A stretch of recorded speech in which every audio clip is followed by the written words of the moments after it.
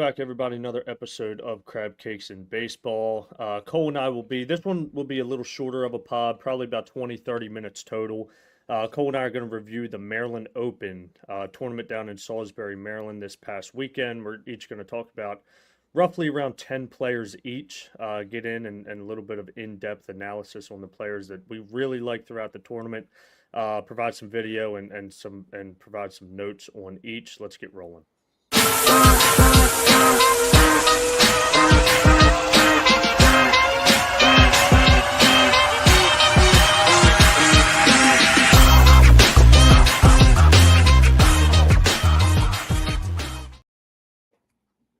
Welcome back, everybody. Another episode of Crabcakes and Baseball.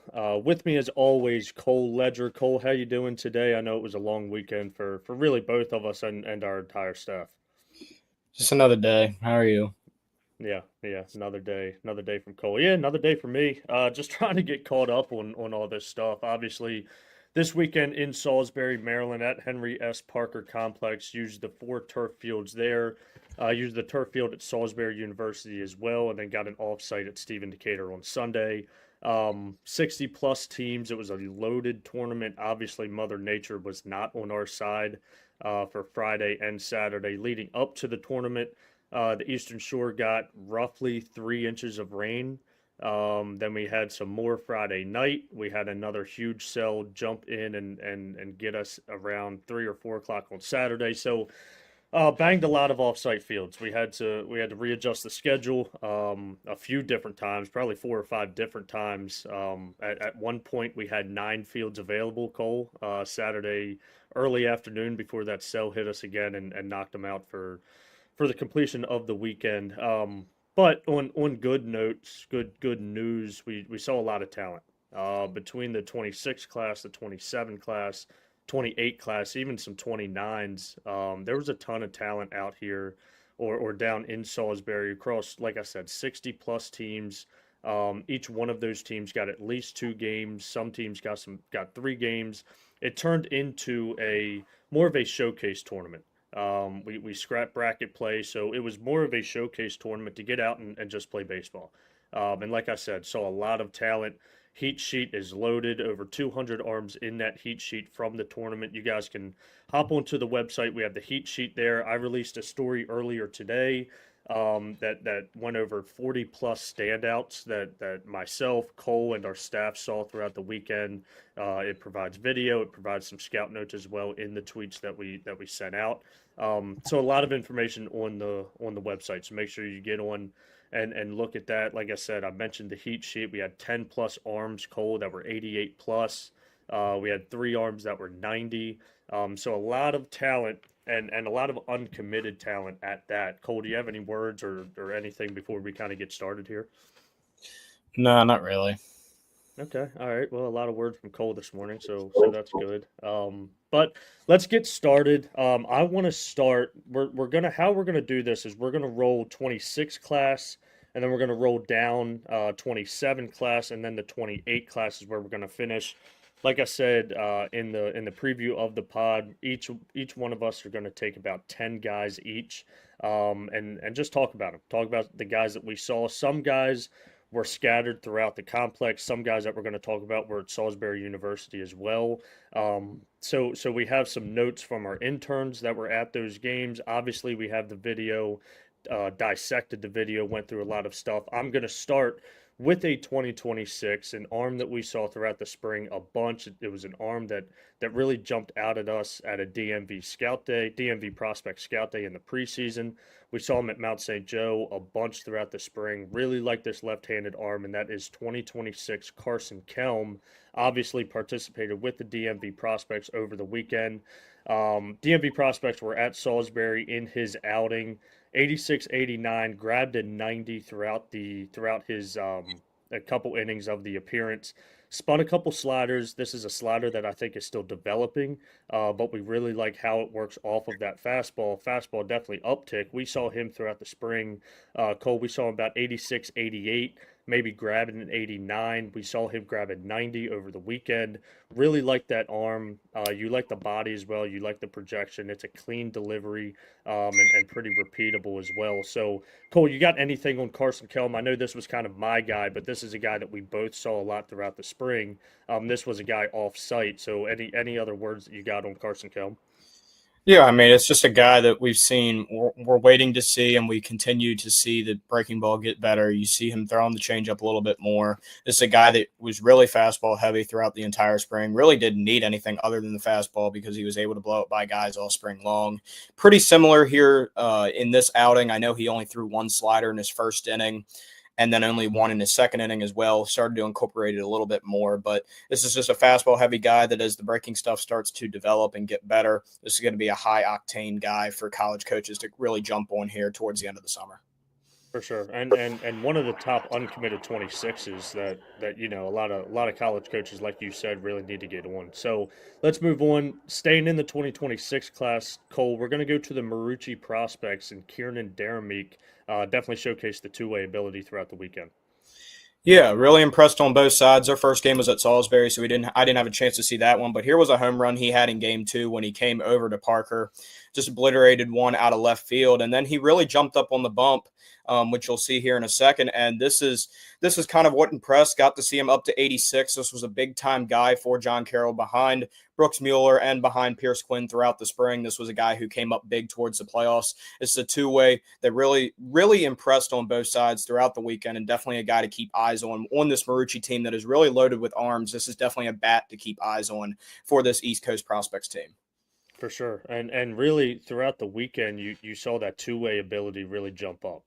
We saw throughout the spring the arm was very effective, like you said, behind the horses that John Carroll had. Dermot kind of slid into that three, maybe four slot there in the rotation, and was extremely effective for them. And obviously, John Carroll went on to win the MIAA title.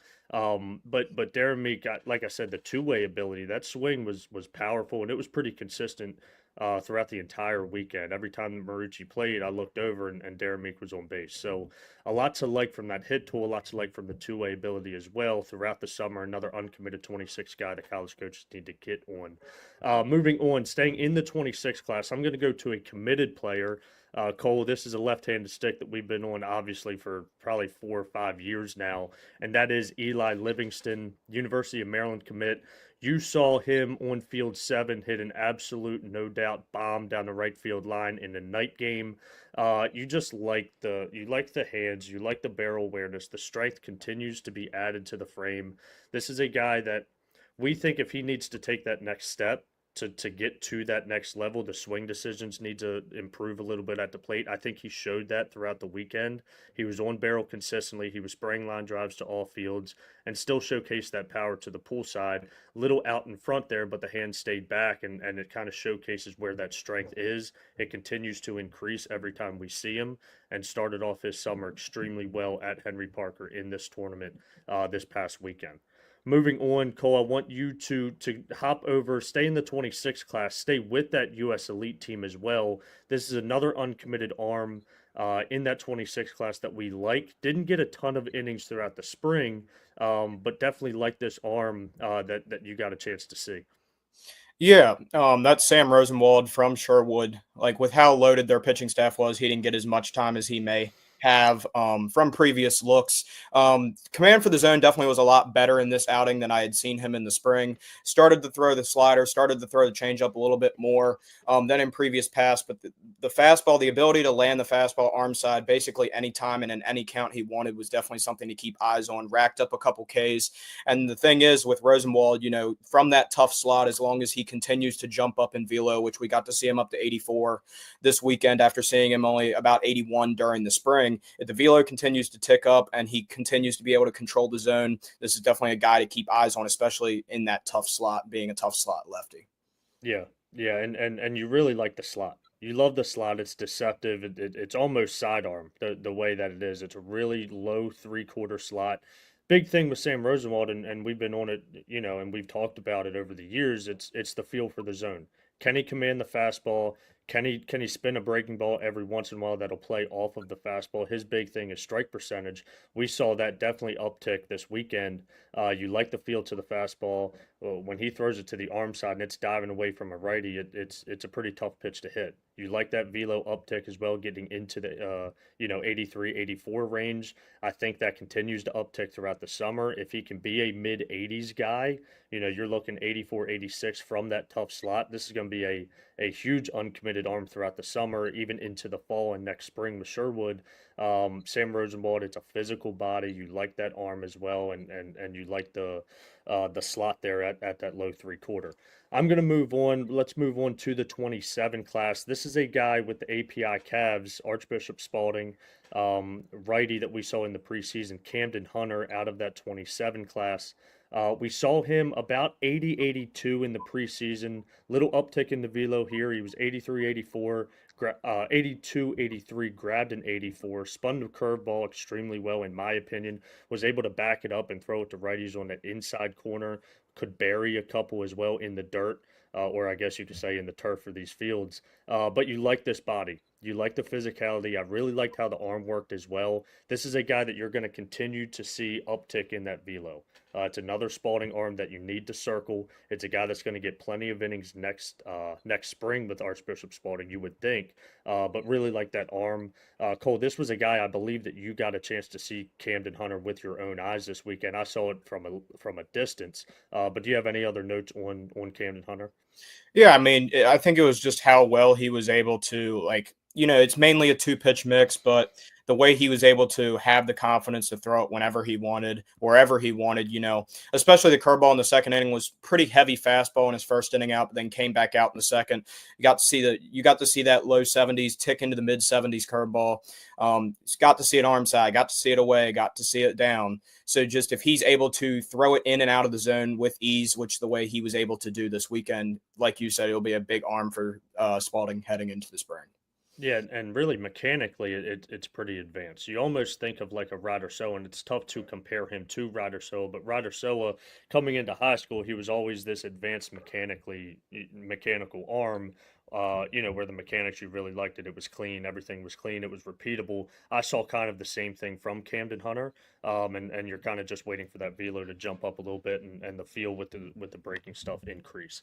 Moving on, staying in that 27 class. Cole, this is a uber athletic, physical right-handed arm here. We saw the hit tool as well throughout the weekend, but we're going to go Jay Sanchez from that DCP team.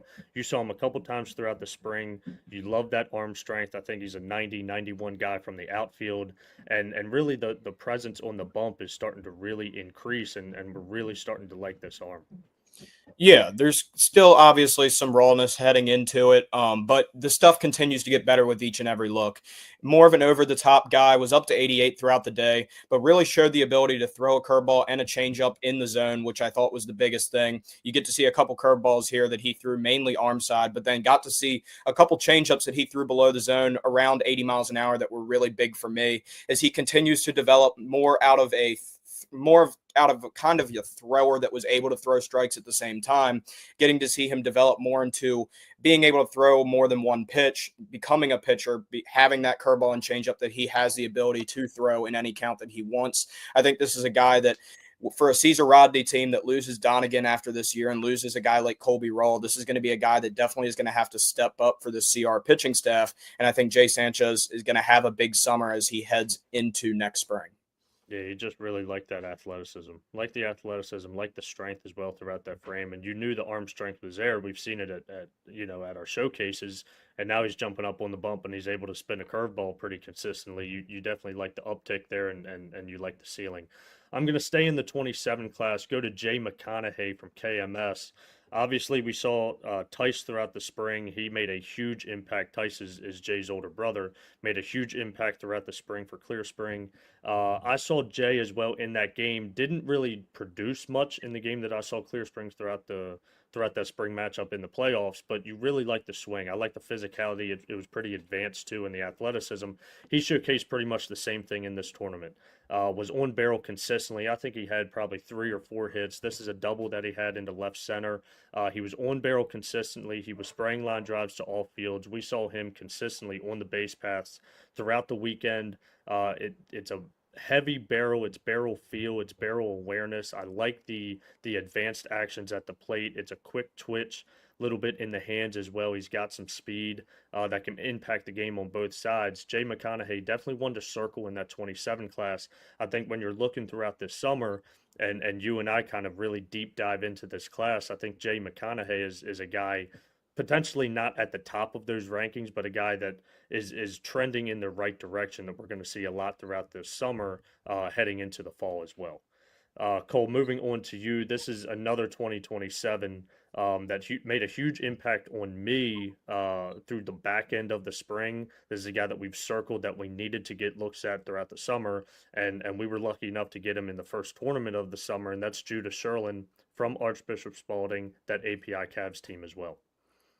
Yeah. I mean, you see what he's able to do in all facets of the game. You start with the hitting. We'll get into the defense here, which really showed out during the spring. You look at the hitting, he was really able to be consistent throughout the weekend. Here was a double he had off the top of the fence. He had a couple more hits throughout the weekend.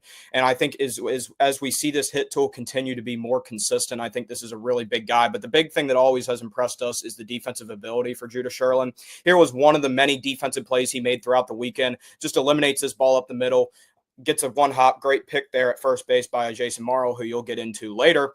But this is just a guy that we've always loved the defensive ability, loved the way he can pick it up the middle and the range that he has. And now that we see the bat start to be more consistent, this is definitely a talented guy heading into the summer, and definitely a middle infielder to keep eyes on a loaded API Cavs team that definitely college coaches are going to want to look at overall in general with all the talent that they have. Yeah, I mean, you talk about talent in that 27, even the 28 class that we're going to get into here in a second. That API Cavs team is pretty loaded, and Judah Sherlin in that 27 class, I think you nailed it. It was a defensive first guy. We really liked how he picked it. The glove work is immaculate. You really like how the hands play. I think the arm strength is still developing, but the thing that we were waiting on was there any thump in the barrel?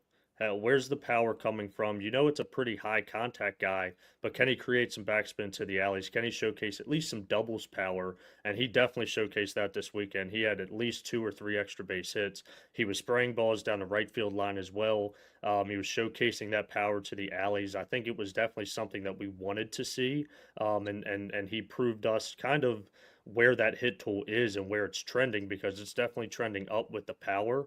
And that hit tool is definitely, it doesn't match the fielding right now. We're not sure, but the hit tool is definitely increasing. So it's definitely fun to see, and definitely a huge watch throughout the summer in that 27 class. Moving on, staying in the 27 class, I believe I have 2 more here. I'm going to stay with the O-liners, stay in that 27 class. I'm going to go Luke Gamble.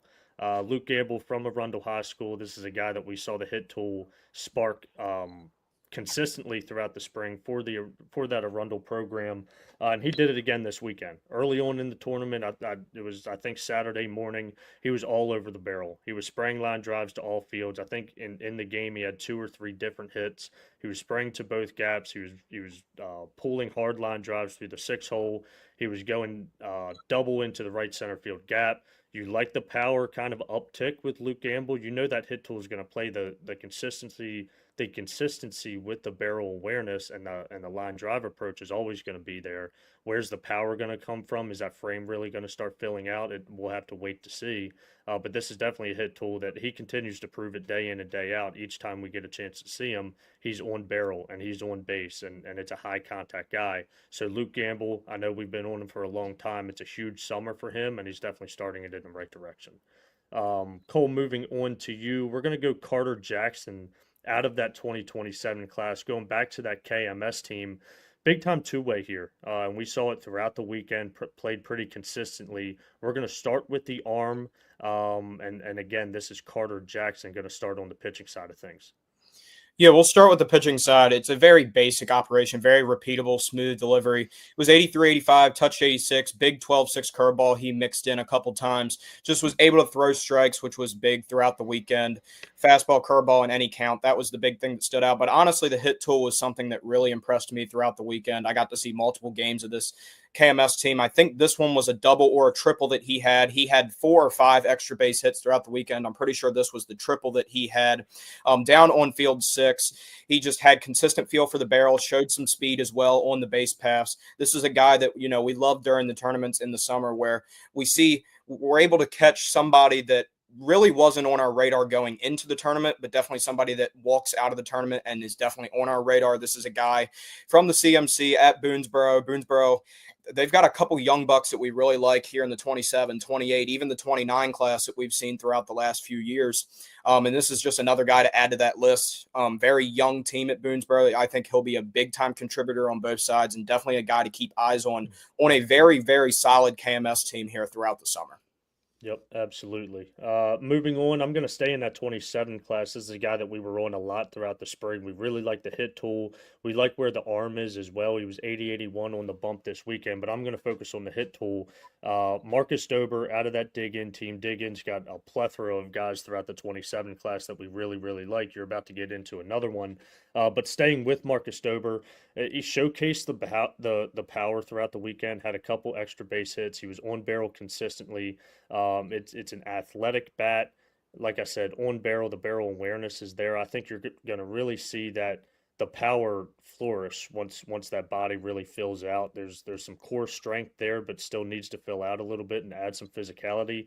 We really like that hit tool throughout this weekend. It was another guy that every time I turned around to that team, Marcus Dober was doing something productive at the plate. So Marcus Dober definitely another one to circle in that 27 class. Cole, moving on, staying with that dig-in class. This is a left-handed stick that is one of my favorites in the class. And he had a huge weekend, breakout weekend here with Dig In.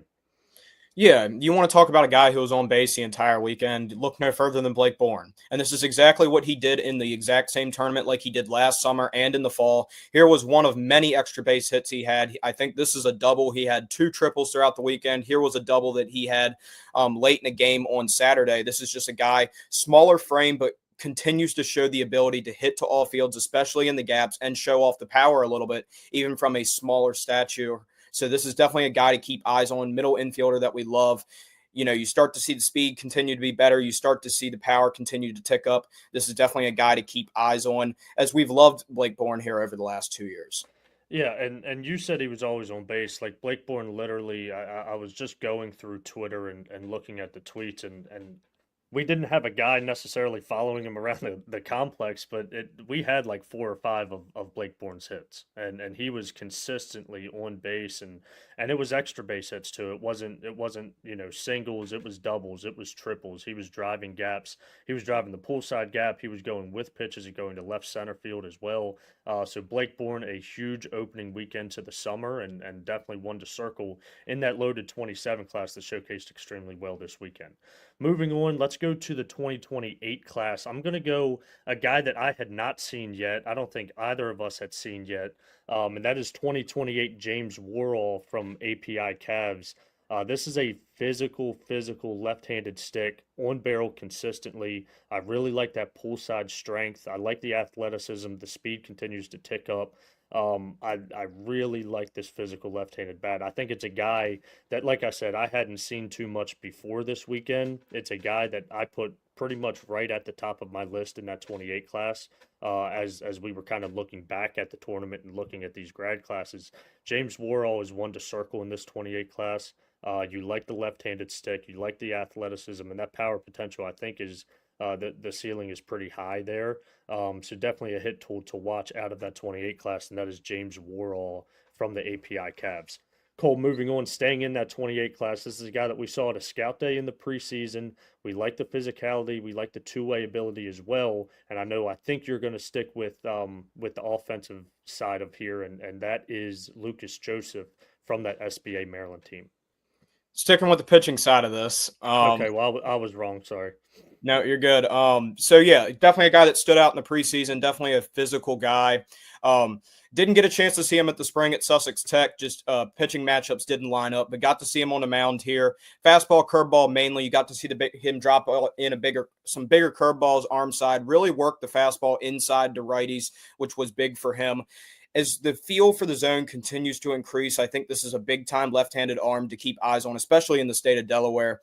But the biggest question, as a lot of 28s really are at this point in their journey, is are they able to throw strikes? Are they able to command the zone? That's going to be the biggest question here for Lucas Joseph, but the ceiling is certainly there for the freshman lefty. Yeah, and you definitely like the ceiling. I think the other question is where's the body going to go? It's pretty physical now. It's pretty strong now. Still got some room to fill out. He's also tall. The thing is, where's that body going to go? Is he going to add strength? Is he going to add some physicality? Where does the athleticism go as well? I think those are some question marks circling Lucas Joseph, but we really like the stuff now. And that left-handed arm is going to be an arm to watch out of Delaware for years to come. And I think it's going to be a big arm to watch even next spring. Is still a young buck. Staying in the 28 class, I'm going to go to one of my favorite left-handed sticks, especially in the 28 class throughout the spring, and that is Cooper DeWall from that KMS team. He was on barrel consistently. Like it was funny because we had interns texting us videos of Cooper DeWall because every time he came up, he did something productive. He was on barrel consistently. It was extra base hits. He was driving the ball to the pull side, right center field gap. He wore out all weekend long. It was a guy that definitely jumped out to me throughout the spring with Oakdale. He led them throughout the spring, middle of the order bat. You like the power potential is there, that power ceiling is there. The hands work, the barrel awareness works. There's just a ton to like from Cooper DeWall. You even mentioned it in one of your tweets. He's going to be one of our highest risers throughout this 28 class. Those rankings actually come out tomorrow, so there's a little sneak peek into that. But Cooper DeWall has definitely made an impression on us and did it again in the first tournament of the summer. Moving on, Cole, you're going to stay in the 28 class. Going back to the API Cavs team, we have a few more because this team was so loaded and made such a great impression on us. Staying in the 28 class from API Cavs, go ahead and take it away. Yeah, a couple API guys I'm going to talk about. I'm going to start with Amani Ukaiti. First ever look at him. Had never really gotten a chance to see him in person. Definitely impressed, especially throughout 2 games on Sunday. Here was a single that he had. The other 2 videos in this were 2 very hard lineouts he had. Definitely an athletic frame. You can definitely see the athleticism here in the frame. Definitely room to add strength, but you really like the actions, especially got to see him a couple times in center field on Saturday. Really liked some of the balls that he tracked down there, but definitely an intriguing guy, a 2028 that we had not seen eyes on. Now we have another Spalding guy. What a surprise there. That is just, it's going to be another guy that people should keep eyes on as we head towards the fall campaign. And I think this is going to be a big summer for the freshmen. Yeah, throughout the 28 class, when we initially did the rankings, I don't know if we looked up a guy more than Amani. It was a guy that we saw a bunch of video on, but we hadn't seen a ton in person with our own eyes. And we finally have now after this weekend. Certainly made a big impression on us with the swing and the offense and the athleticism as well. So definitely big weekend for him. Moving on, we have 4 more players, 2 each that we're going to talk about. Staying in the 28 class, this is one of my favorite arms throughout the weekend. And really, it's based off the bloodlines, and it's based off of him being so young. And that is Austin Callaway from that DCP team. 83, 85, grabbed an 86 as a 28. Feel for the curveball. It's a shorter shaped curveball slider. I'm not sure what he calls it, but definitely got some depth towards the bottom of the zone. He dotted the fastball to both sides. He got swing and miss with the breaking ball. I think it's an arm that continues to tick up with velo wise up to 86 this weekend. I think the ceiling is immense for this arm. It's an athletic arm. It's pretty clean in the delivery. Has to work on the strike percentage a little bit, just like pretty much every single young buck. When we see them jump up on the mound, but I think when you're talking about ceiling wise, Austin Callaway is definitely one to circle in that 28 class. Staying in the 28 class, Cole, we have a huge hit tool here. Paxton Green out of the East Coast Titans. Go ahead and take it away with this physical bat. Yeah, definitely a physical bat that we've always had eyes on, especially throughout last summer and the fall. Here was an absolute bomb that he sent down the left field line. No doubter off the bat. Everybody looked up the left field when he hit this one. Everybody knew it was gone. Just another physical guy. You continue to see the poolside strength continue to get better and better. You have seen him use the whole field before. Here, he takes one deep to left. I definitely just a bat to keep eyes on with the physicality. The frame continues to add strength. Definitely a guy for this Parkside team that's going to have to step up after they lose a significant amount of bats to graduation as they come off a state title appearance. I think Paxton Green is primed for a very big summer and a very big fall for the East Coast Titans.